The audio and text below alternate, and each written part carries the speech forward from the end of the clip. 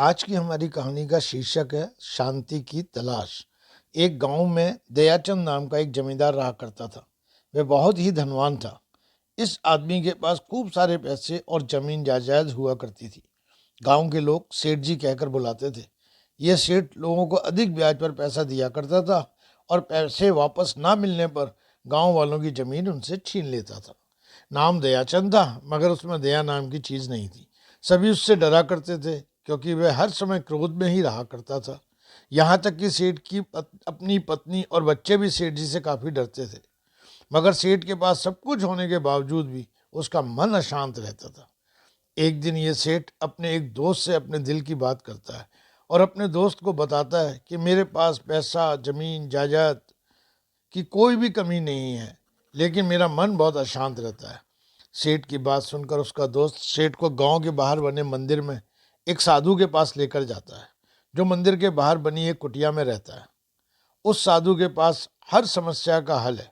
जब यह सेठ साधु के यहाँ पहुंचता है तो क्या देखता है कि साधु एक छोटी सी कुटिया के अंदर बैठा होता है और अपने शिष्यों के साथ हंसी मजाक कर रहा होता है।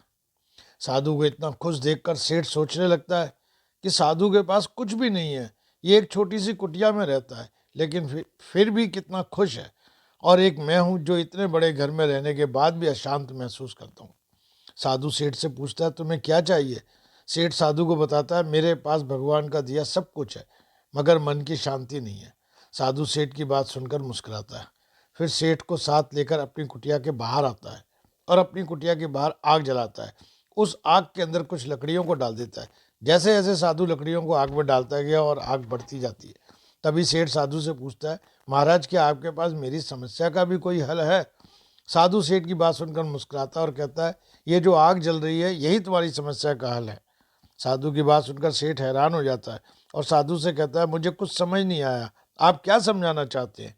साधु फिर हंसते हुए सेठ को कहता है कि जिस तरह से आग जल रही है उसी तरीके से हर इंसान के अंदर भी एक आग होती है। अगर उस आग में तुम क्रोध और लालच की लकड़ी डालते हो तो तुम्हें हमेशा ही अशांति मिलती है, जबकि अगर प्रेम की आहुति देते हो तो तुम्हारा मन हमेशा शांत रहता है। इसलिए तुम भी अपने जीवन में केवल लोगों से प्रेम करो। ऐसा करने से तुम्हारा मन अपने आप ही शांत हो जाएगा।